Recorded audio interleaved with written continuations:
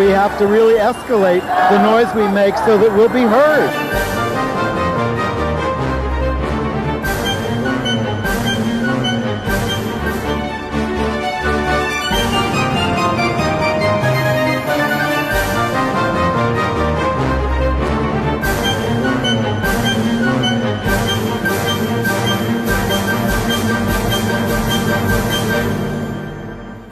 Welcome to Gay USA. I'm Andy Hum. I'm Ann Northrup, rested and ready, back from 2 weeks. Welcome back, Ann. Thank you to Rob Shooter and Dawn Ennis for filling in. I really appreciate it. Great. And you're really stepping into the action here, because with LGBTQ students under assault from Republican legislatures across the country, our guest is Melanie Willingham-Jaggers, the new executive director of GLSEN, the national group dedicated to keeping LGBTQ youth safe in schools. Can't wait to talk to her. She's got a huge job to do and really horrifying things to face. Meanwhile, Gallup has done a poll that finds Americans identifying as LGBTQ have doubled over the last decade. The U.S. Supreme Court says they will hear the challenge of a Colorado web designer who wants the right to refuse service to same-sex couples. Been there, done that. The U.S. State Department says Russian plans for the Ukraine, once they take over, include executing LGBTQ activists, as well as dissidents, politicians, and journalists. New York City Mayor Eric Adams has hired yet another anti-LGBTQ activist for a top administration position, and community protest is intensifying. Yes, it is. In Michigan, all the Republicans running for attorney general want the right to ban birth control again. Wow. Birth control. We have a sad litany of anti-trans murders to report. But a trans woman in Atlanta, wrongly arrested in 2015 and jailed for 6 months, finally got a measure of justice. Yeah. This week, we also mourn the loss of two pioneering gay rights attorneys and a huge hero in the field of health, Dr. Paul Farmer, a giant in the treatment of HIV and other diseases worldwide. Right. And we'll tell you who the 6 more LGBTQ medal winners from the Winter Olympics are, and we'll show you them. But we welcome Melanie Willingham-Jaggers. There she is. There you are. New executive director of GLSEN, which has worked since 1990 to ensure that LGBTQ students are able to learn and grow in a school environment free from bullying and harassment. Who could be against that? You've served as deputy director since 2019. You did work in labor at Cornell. You're the former board co-chair of Audre Lorde Project for People of Color. Welcome. How do you describe the fraught environment that we're in? And excuse me, but help me with your pronouns again. Sure. I use she and they pronouns interchangeably. Okay. Welcome. Yeah. Well, thank you so much for that introduction. I'm super happy to be here. I said this before we got on the air, but you all are my hometown cable access news channel. So I get to watch you all on MNN here in New York City, where I live. The question I think that we are wrestling with, all of us, but specifically us here at GLSEN, is really the question of what do we owe our children, right? We require young people and require their parents to put young people in our education system, starting from when they're 5 years old and all the way through until they graduate. Our highest hope for what all young people can achieve and expect in the system we require them to be in is that they are safe and affirmed, and that as they go through their educational career, they grow into a more full version of themselves, right? That's not about being bullied or battered or having survived despite the conditions, but really, what does it look like when every single learner is celebrated, when every single learner is affirmed, and when every single learner has what they need in order to be fully successful and to fully participate in the education system. Now, when it comes to LGBTQ plus youth, and when it comes to trans youth and gender diverse youth in particular, we focus in on those young people because they are particularly denied the opportunity to fully participate, to be seen, to be affirmed. And so what we're seeing right now across the country is a really cynical approach, right, to how we treat children, to how we treat learners, and how we behave and legislate in schools, right? Schools are a place for education to happen. My mom, who raised me as a single mother, sent me to school in hopes that I came back knowing more than she did, right? Versus her taking a front seat to limit what my teachers taught me. And I think that that's what's getting lost in this whole shuffle. And I think that that's what the authors of these bills that are targeting LGBTQ plus young people, specifically targeting trans and gender diverse young people, are really honing in on, is this idea of parents' rights. And that's it's a disingenuous argument, right? This is really about controlling what young people learn and know about. And the only thing that we are fighting for is that everyone receives a full and thorough and age-appropriate education. This is not about, teaching young people things that aren't true. This is not about teaching young people things that are age inappropriate.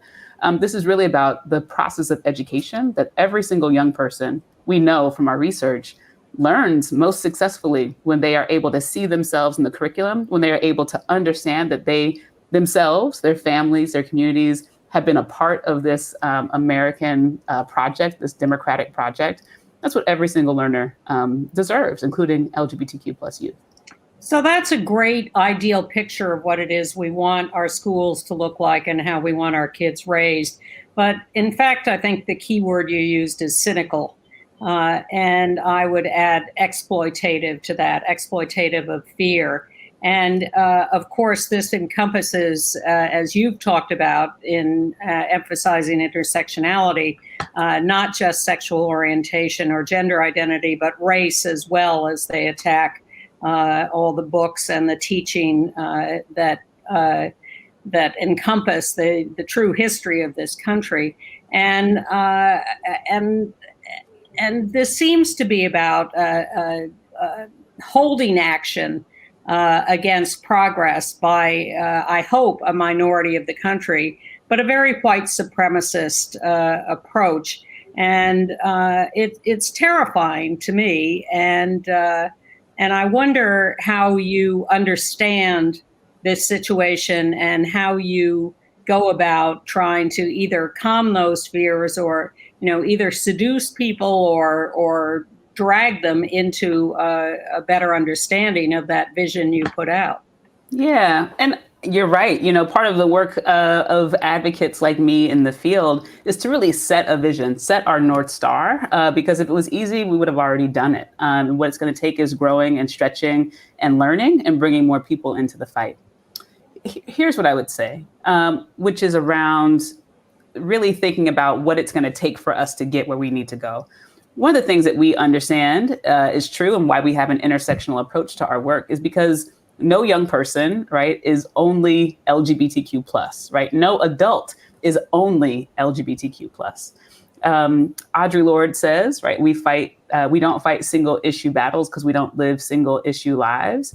The fact is that these young people are not just queer, not just trans, not just non-binary. They are also students of color. They also are, maybe come from immigrant communities, families, or experiences. They might be suburban, they might be cisgender, they might be white, but they are in community with people who are not that. And so it's so important that we understand and support both when it comes to education, that we're supporting the needs of the whole child as a learner inside of schools. And so those needs are sometimes connected to their LGBTQ plus identity, but they are often connected to their other identities as well. In the same way that we know that a young person can't come to school and learn if they're hungry, we know that a young person can't come to school and learn if they are being bullied or harassed or assaulted. Now, maybe that's LGBTQ plus bullying, but also maybe it's their own fear of being targeted by law enforcement that's present in their schools, right? Maybe it's that they are concerned that there might be immigration agents that are coming to their classrooms, right? There are ways in which it's the entire identity of the learner that we have to take into consideration and we have to support and we have to accommodate. The other thing I would just note is that we have a real focus not only on racial justice and gender justice, but also disability justice. We take very seriously, right, the obligation of schools to educate, to provide what every learner needs in order to be successful, particularly students who have disabilities. And so again, GLSEN is here and leading the fight, has been in this fight for over 30 years now to make sure that schools are safe and affirming. And we're just so happy to be continuing our work with a clear focus, with the call to our strategic North Star of disability justice, gender justice, and racial justice as we know that we cannot be successful in our mission to make schools safe and accessible for young people who are LGBTQ+ unless we take on this other level of focus. Now, you work with like 38 partners across the country, so you're all over the country. I know New York best. We got a lot of policies changed, but how many schools really changed and became had a climate of respect for everybody and really worked at that? Where are you really seeing the successes out there, either in school systems or in states? Yeah, that's a great question. We do have 38 partners across the country. And the thing that makes me proudest, I'm from Cincinnati, Ohio originally, so I'm from the Midwest. About a third of our chapters exist on either coast, here in New York on the East Coast, and about half a dozen on the West Coast. And the rest of our chapters are in the Midwest and in the South. And to me, that feels like a deeply powerful and wonderful opportunity, right? We have local advocates on the ground in Tennessee, in Florida, in Texas, in Ohio. We have folks in Kansas, both Kansas City and the state, Kansas City, Missouri, and the state. We have GLSEN chapters everywhere who are fighting on the ground to make sure that the lived everyday experience of young people who are LGBTQ+ is safe and affirming. Now, here's what I'll say about your question around where's the real progress being made. In this country, there are 15,000 school districts. And in each school district, there are several, right, up to dozens of schools within each of those districts. Now, the question you asked is a good one, right? How are we making sure that if I'm able to change the school that's in my neighborhood to make sure it's safe and affirming, that's one school, right? For a couple hundred, maybe 1,000 students. But what about the school just up the street? Part of what we do at GLSEN is work at the grassroots, right, at the front line, in classrooms and communities, et cetera. But we also work at what I call upstream, right? We work to make sure that the policies and laws and regulations and guidances and funding go to schools that are delivering on these best practices, and that schools that are still struggling to make sure that young people have the supports they need, have the guidance, have the support, have the funding to do that. And so, similar to what it was like before gay marriage was legalized all over the country, you might have what we have for young people in this country is a patchwork of supports, right? A patchwork of, in this state, you can't say gay. And in this state, the teachers will have to tell your parents if you come out to them. But in this state, you're safe and affirmed. That is just not the reality that we ought to be burdening our young people with. And if it's not state by state, sometimes it's district by district. And so that really highlights for us the importance of making sure that supportive policies, supportive laws, supportive guidances are comprehensive and across the entire board, because any number less than 15,000 school districts where young people have safe and affirming policies that they can rely on is too few. And so the fight continues. So can people locally get involved in this fight by checking out GLSEN for a local chapter in their area, or how to start their own chapter, maybe, if there's not one nearby? Absolutely. Our work in this next year is to fortify, grow, and activate. We are taking very seriously the need for us to be on the ground everywhere. So if you are interested in getting involved, please go to glsen.org.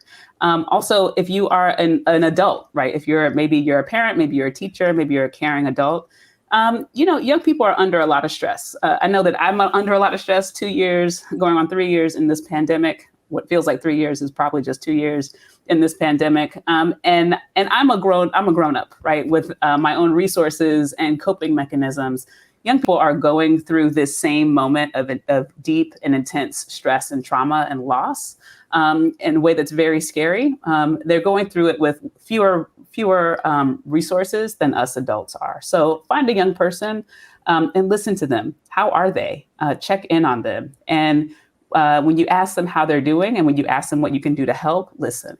The other thing I would just say is that adults, we have to be loud. We have to be out front in defense and support of our young people who are LGBTQ+, particularly young people who are trans and non-binary.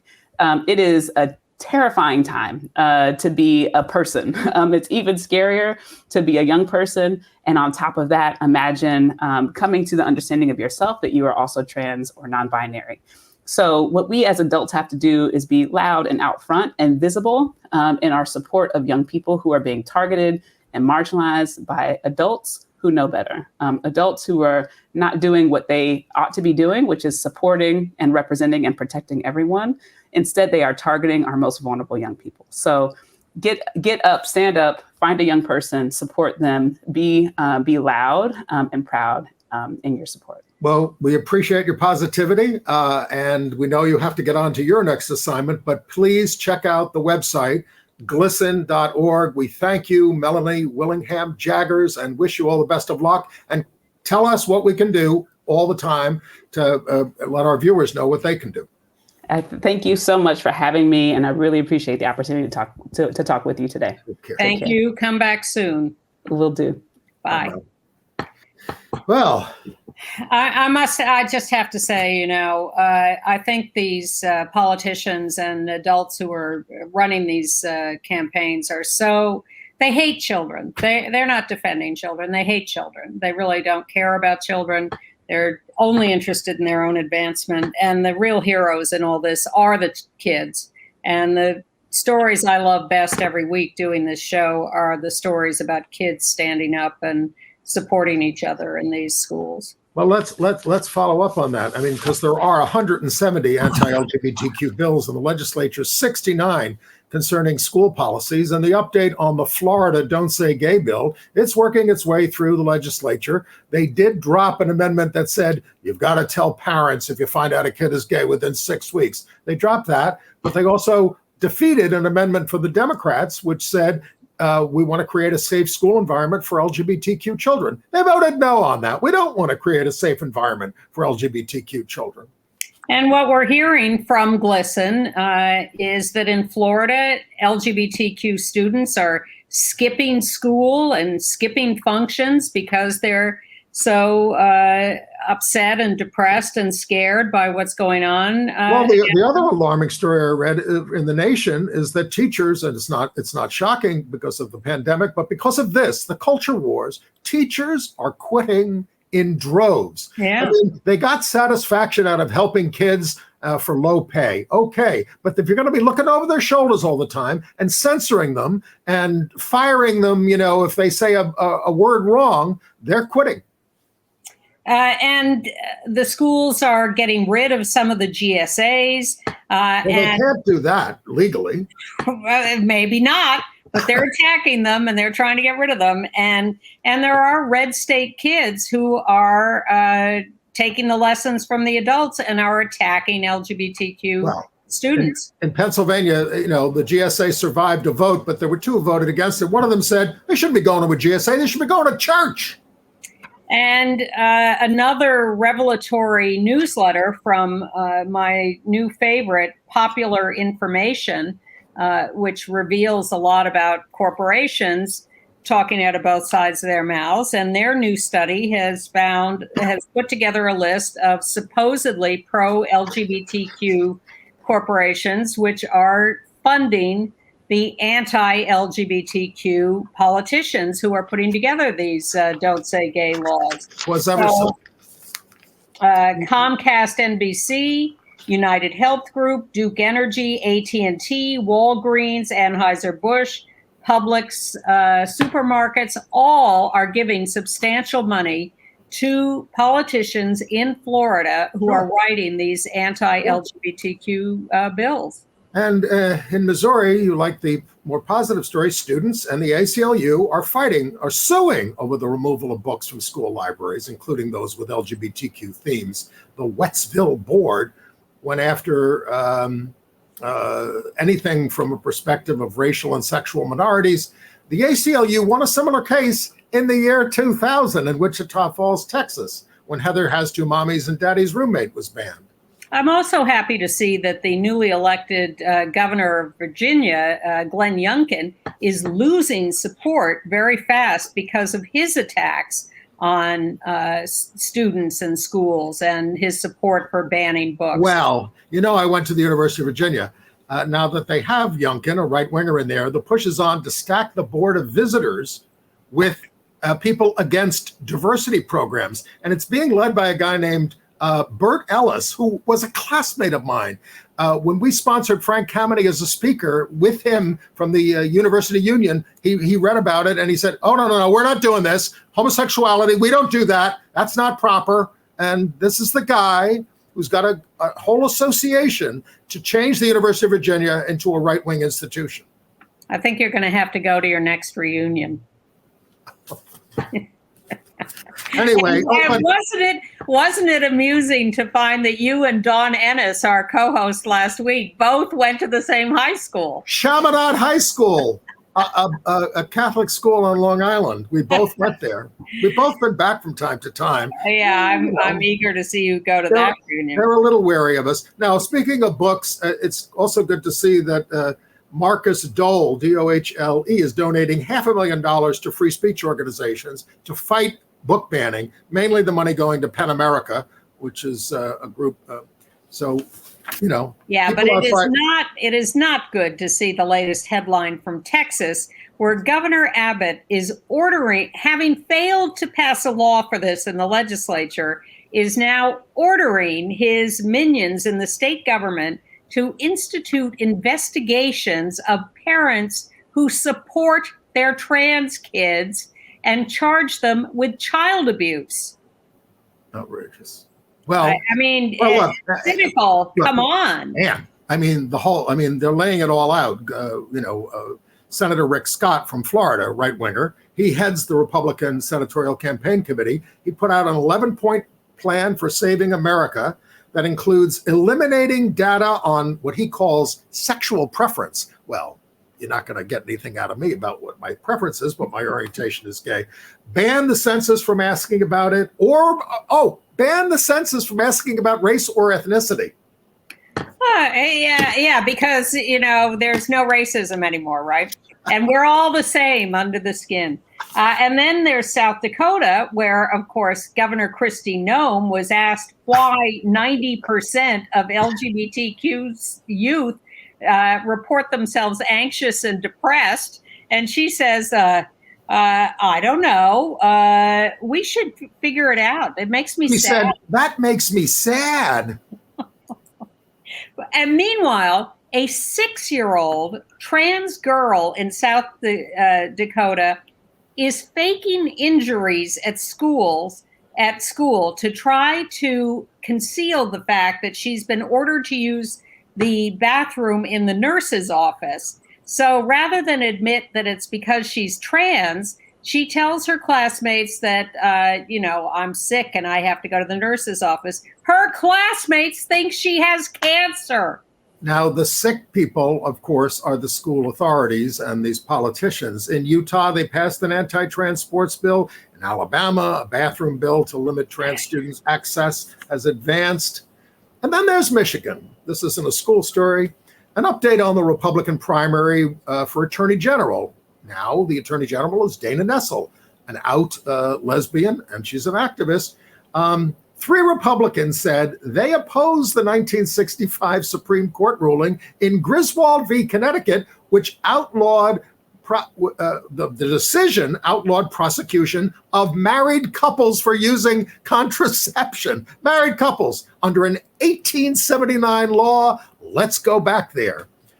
This was the basis for Roe v. Wade. This was the basis for getting rid of the sodomy laws and all that. Here's the bet I would like to propose. Which country will devolve into unspeakable fascism first? The U.S. or Ukraine?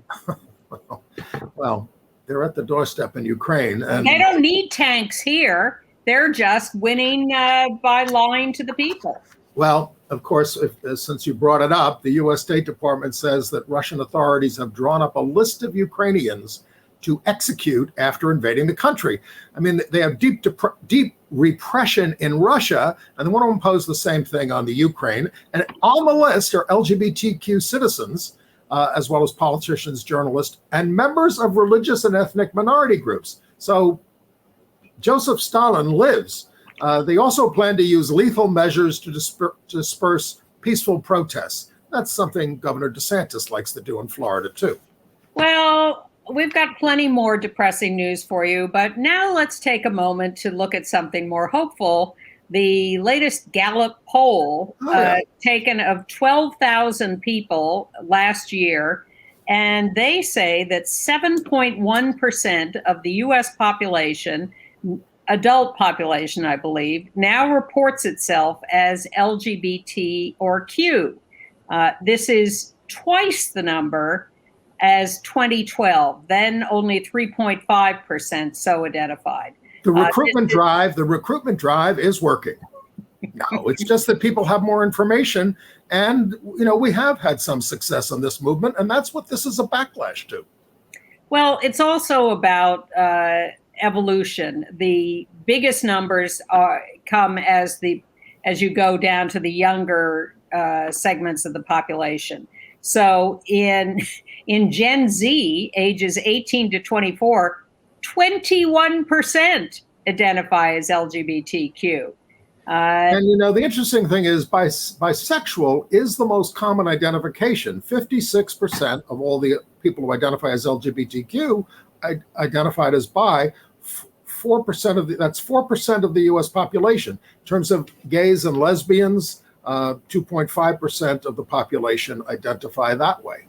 Well, I like to quote you on something you claim never to have said, which is that 10% of the world is exclusively heterosexual, 10% exclusively homosexual, and 80% bisexual. We're all on the spectrum. Some capacity. Now, the Victory Fund is angry that just 0.2% of elected officials are LGBTQ people, even though 7.1% of the adult population is. So we're getting there. We're making progress. But let's go back to a bad news story at the Supreme Court. Well, Colorado again. All right, look. They agreed to hear this case of a web designer, Lori Smith. There she is, brought by Alliance Defending Freedom. Now, nobody gay asked her to design a website for their wedding, but she wants to get into designing websites for weddings, and she wants to post that she doesn't do the gays. So, but the interesting thing about the case is that the court limited the case to this question: whether applying a public accommodation law to compel an artist to speak or stay silent violates free speech clause of the First Amendment. Now, so it's basically, first of all, she's saying she's an artist. She's a craftswoman. I mean, I'm not, we could argue about that, but whatever. I mean, everybody who provides a service makes something and can say, I'm creating and I don't want to create for them, So if she wins her case, civil rights laws are out the window. I hope that the court asks her, well, if you have a feeling against interracial marriage, can we let you not do that as well and announce that you're not doing that? Where does this all lead? Or you just don't like Latino people. Can you turn them away? Or she is a big Christian, but they did not take the religious aspect of her case. She and the ADF wanted to overturn Employment Division versus Smith, which said, if a law is generally applicable, as the civil rights laws are, then you can't just use religion as your excuse for not following it. So she didn't get that on the agenda. Yeah, in a way, it's worse because it's like any feeling that you have can now be used not to comply with the law. Well, it's the same argument that the Colorado wedding cake baker wanted to make about artistic expression. It's not that I'm just providing a service like running a restaurant where I would have to serve everybody. This is a special case where I am an artist and they're asking me to express something that I don't agree with. And in fact, the wedding flowers store wanted to make the same argument about artistry and personal expression of the artist.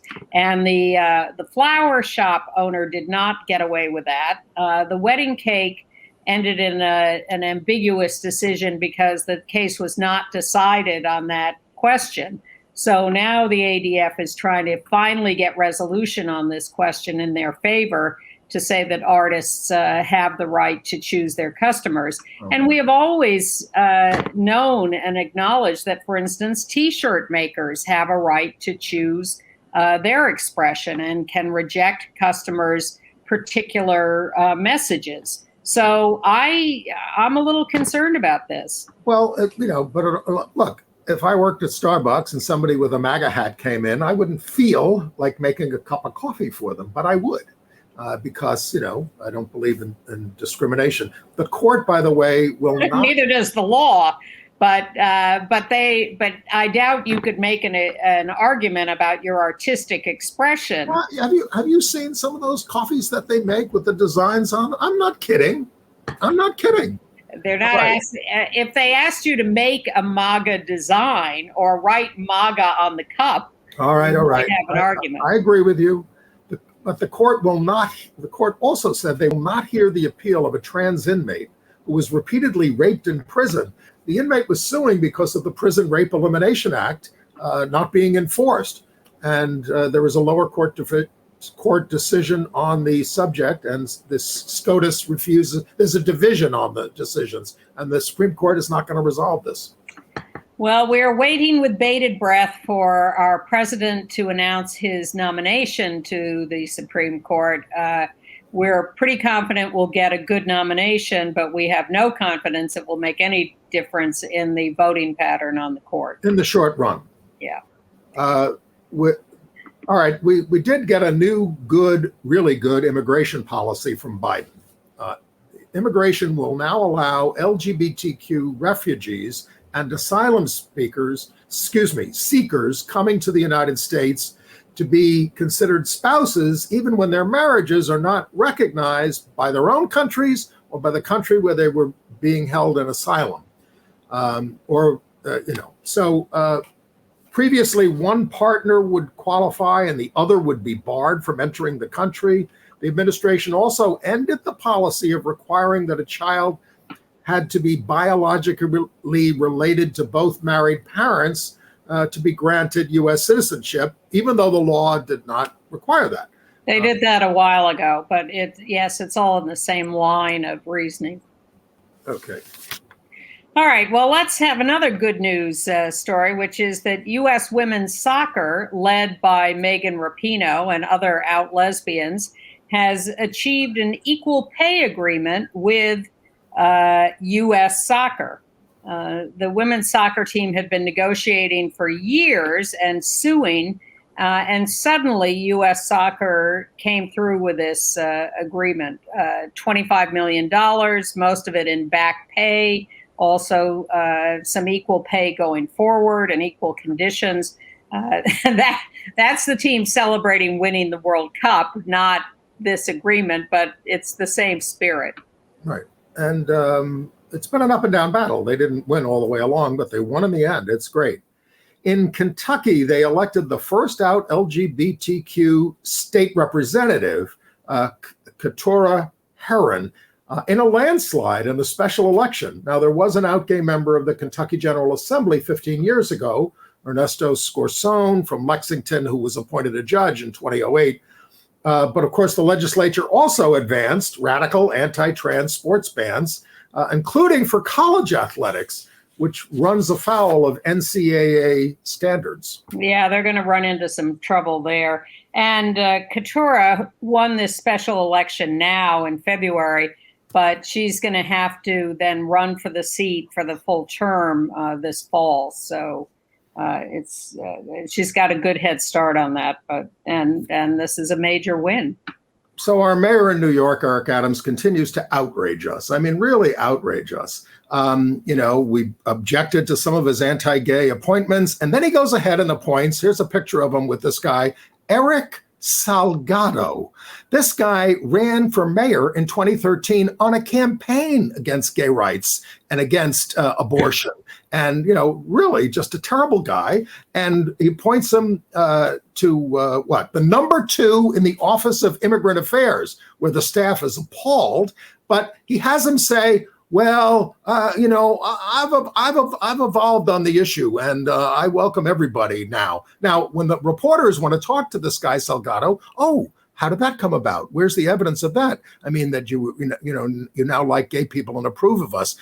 He won't talk to them. So that's one. And then he goes ahead. He's got now a trio of these anti-gay pastors, Salgado, Guilford Monroe's at the Office of Faith-Based Initiatives. And then he's going ahead and appointing Fernando Cabrera there on the right, who is just known as an anti-gay activist and hardly anything else. So Cabrera posts an apology on Facebook for his past anti-gay actions. And then Mayor Adams says, well, I accept his apology. Well, it's not up to you to accept his apology. He's got to apologize to us. So the community is having a rally against all this on Thursday at 12:30 at City Hall.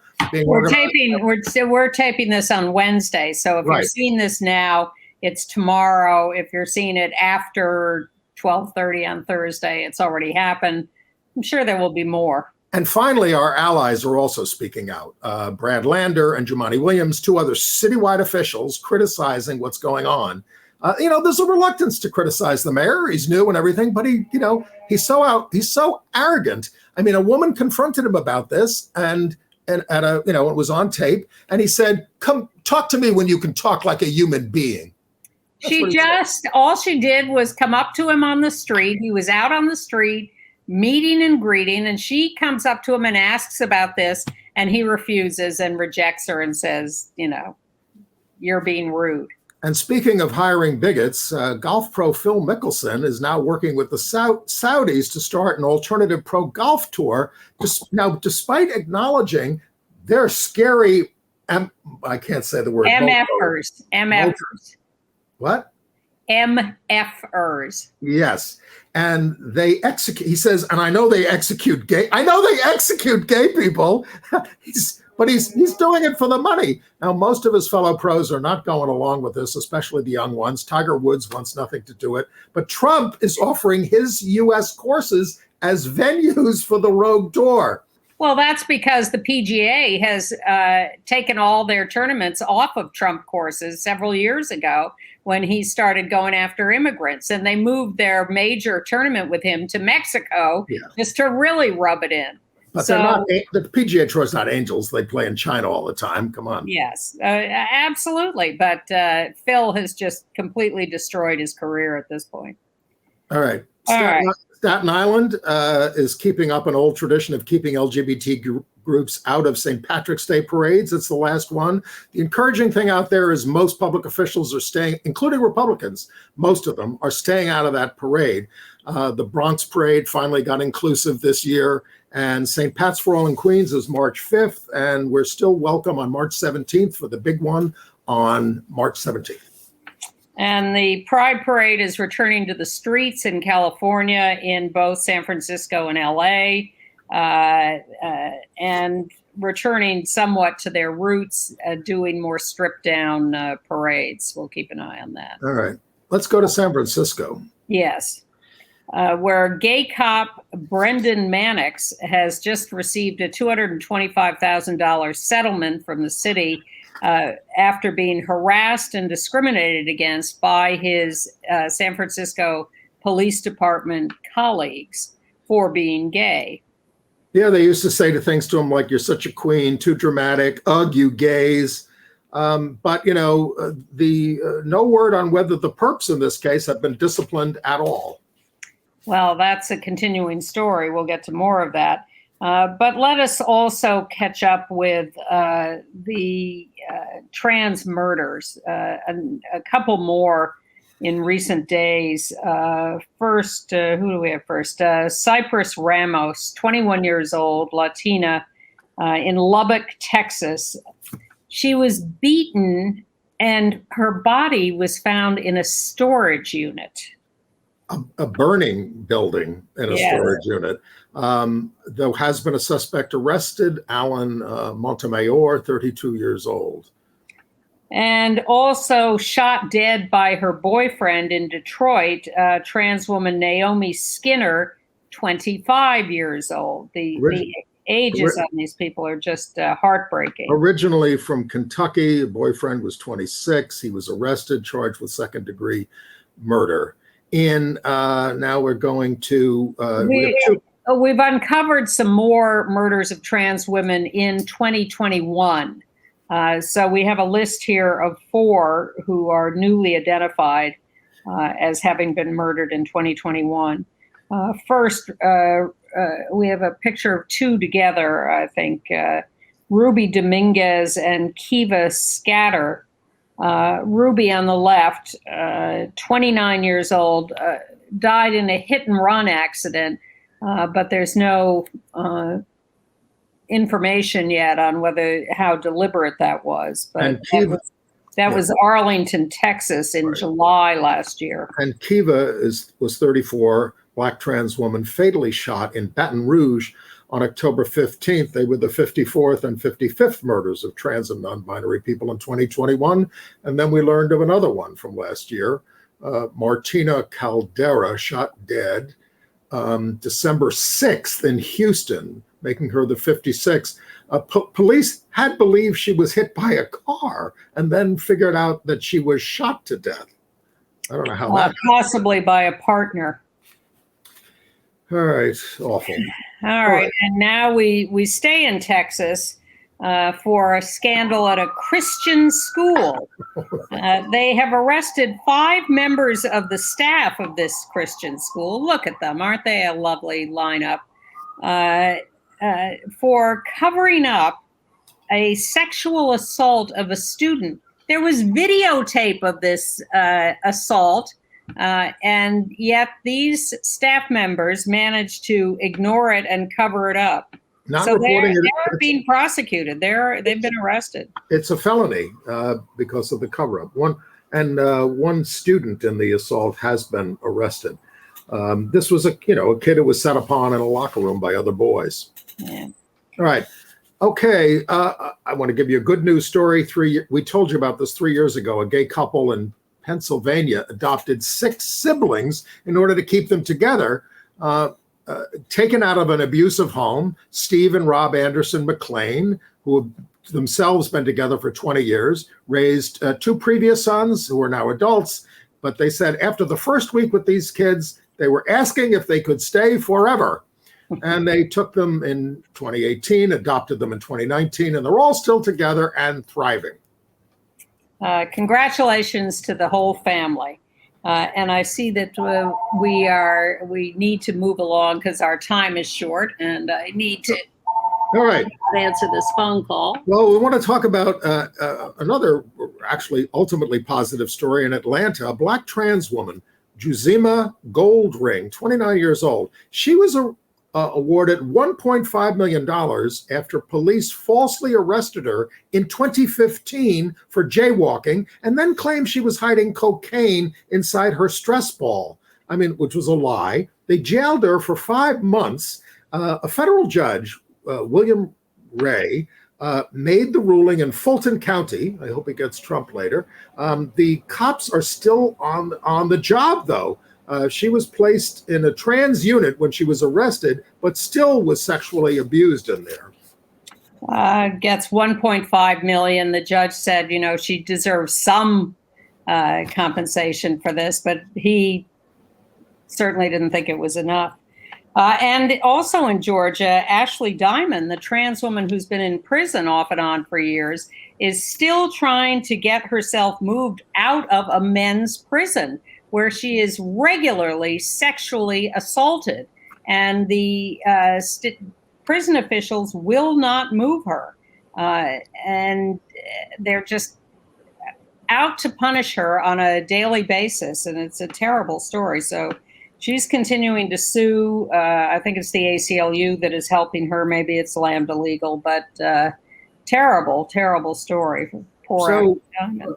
Update on Leah Thomas. She was allowed to race as a swimmer and she won the individual Ivy Championship, the first trans athlete to do so, the 500-meter freestyle, setting a pool record at Harvard.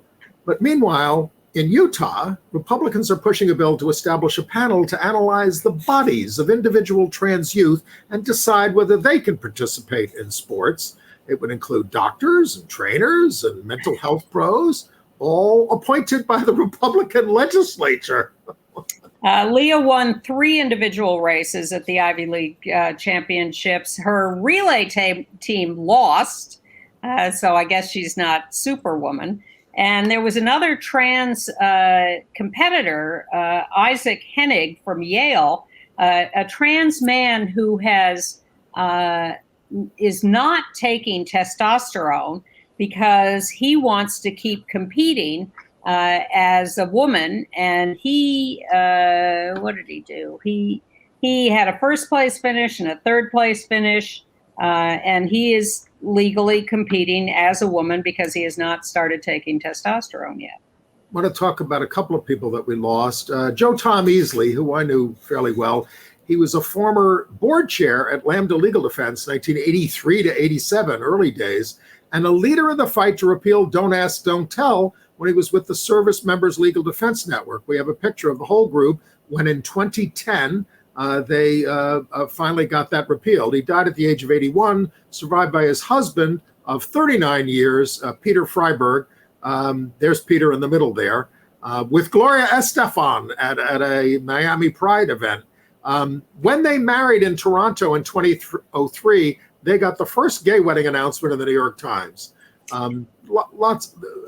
We'll include a link to a story about him because it's a fascinating history of activism in many respects. Yes, anti-Vietnam War. He was in the Navy and he got turned in as gay by a friend, but he was so popular with his commander that the commander made sure he got an honorable discharge. And then he could use the GI Bill to go to law school. Yes, and he went on to work for Ralph Nader as one of Nader's raiders. Right. We also lost Bruce Nickerson, age 80, of congestive heart failure, leaving his partner, Carlos Scott Lopez. Bruce devoted his life to helping gay men who had been the victims of police sex stings, men who'd been entrapped and prosecuted. He did a fantastic job of winning case after case in California. And set many excellent precedents. I read that his father was a Golden Gloves boxer who used to beat him up, and his mother was a fundamentalist minister who used to beat the devil out of him. And this abuse gave him the sympathy for downtrodden people and informed his lifetime work.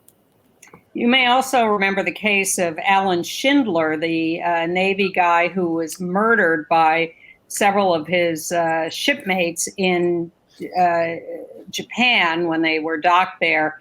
And one main murderer, Terry Helvey, has been in prison for 30 years. He has just been granted parole release. And that's very controversial. Schindler's family and Michael Petrellis, a longtime activist who brought the case to public attention and got this guy convicted, are against his release. So that remains controversial. A brief lesbian history lesson that we don't have a lot of time. Wait, can we do AOC and Queens first? Do we want to? Go ahead. Alexandria Ocasio-Cortez may have stepped in it in her Queens district. She suggested naming a public library after Lorena. No, post office. Thank you. After Lorena Borjas, a local legend trans activist. But it's already named after Jean and Jules Manford, who were the founders of PFLAG on behalf of their gay sons. And people are saying, wait a minute, couldn't we find something else for Lorena? Open up a trans residence. All right, some lesbian history. I didn't know this. You know, they banned buggery, gross indecency, but they only did it for men in the UK. In the United Kingdom, and that was in 1880, I think, 85 or something like that. But in 1921, after World War I, all these uppity women who were getting the right to vote and they'd just gotten it, all this kind of stuff, there was a concern about lesbians. So they were going to have criminalize acts of indecency by females. But it got struck down in the House of Lords, they said, because, oh my God, if we bring these cases, more people are going to know about lesbianism and there are going to be more lesbians. If only it were so. So they didn't pass the bill. Yeah. Thank you. I appreciate that. And All then right. also, it's the 35th anniversary of the first action by the Lavender Hill Mob. Our associate producer, Bill Ballman, they went down to the CDC, Marty Robinson, others, to protest. And within a few weeks, ACT UP was founded. So, yeah. They were against mandatory HIV testing. They were afraid people would be rounded up, and they wanted the CDC to concentrate on finding treatments and a cure and a vaccine and sex education. 35 years. All right. Seems like yesterday. In Hungary, a court has ruled that the Lesbian Association was not defamed by a newspaper calling them pedophiles. The Government Media Council has fined a TV station for running pro-LGBT PSAs. And all of this is in anticipation of the April 3rd presidential election and anti-gay referendum. Europe's top court has ruled that the European Union can withhold funds from countries that run afoul of the rule of law and abusing gay people and things. And we're looking at you, Poland and Hungary. They could lose billions in funding. Kuwait's constitutional court overturned a law against imitation of the opposite sex, meaning trans people who are prosecuted. But a local activist says, don't get too excited about this. They're really still terrible, and this is just window dressing. Still got 7 years in prison for gay sex. Colombia just decriminalized abortion. Colombia decriminalized abortion. The United States is recriminalizing abortion. The Justice Ministry in Russia, on its way to Ukraine, is suing to dissolve the Spear Charitable Foundation, which is the sponsor of the Russian LGBT network, calling it contrary to state policy. They just want to wipe us out. Good luck with that. And Manchester Pride in the UK is going to emphasize political issues and not music festivals, refocusing on activist roots. Right. All right. Deeply mourned by the AIDS community and many others is Dr. Paul Farmer, a pioneer of global health. This guy went door to door in Haiti to deliver antiviral medications. He died at the age of 62. I think he had 62. He died in his sleep in Rwanda. Right. Unbelievable hero. He really, all he was interested in was community health and grassroots work. He worked in countries all over the world, particularly Haiti and Rwanda, and Russia and Peru and everywhere else. And he raised millions for these local facilities and hired local doctors and nurses to make it all happen. And no one believed that it was possible to deliver high quality health care in impoverished areas. And he proved you could. He was an incredible saint during the AIDS epidemic. And the fact that he's dead, first of all, I can't believe he was only 62, because he was working on this stuff right out of college. And he started this Partners in Health, which is the now worldwide organization that's doing it. And he was written about by Tracy Kidder in this book, Mountains Beyond Mountains, the quest of Dr. Paul Farmer, a man who would cure the world. Just a really unbelievable. A close friend said that he had a tender heart. Seeing pain and suffering was very hard for him. He wasn't detached from anyone. That's the beauty of it. But it was a heart attack that took him. And I want to pay tribute to Broadway Cares Equity Fights AIDS, our friends over there. They raised $2.5 million, not raised, but distributed to food and meal delivery programs nationwide, despite the absence of full in-theater fundraising for more than 2 years. So they gave it to 127 programs. That's Tom Viola there, the longtime director, who said nutrition and access to healthy meals are the crux of wellness and necessary for medications to be effective. So, what a wonderful group. Moving on to entertainment. I cannot believe that you and Dawn did not talk about Wanda Sykes as one of the hosts of the Oscars coming up. Okay. Wanda Sykes out lesbian, Amy Schumer, and Regina Hall all on March 27th.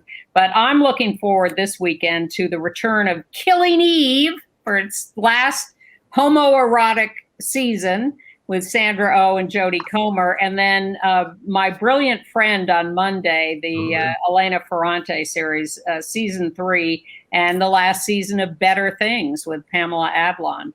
And I watched that Fannie Lou Hamer documentary that you recommended, and it was absolutely terrific. Inspiring, amazing. On PBS. If you got PBS, whatever, Passport, you can watch it still. The Winter Olympics. There were 14 out LGBTQ athletes that won 9 medals. We got first, we talked about others last week, but this week, Canadian women's hockey team.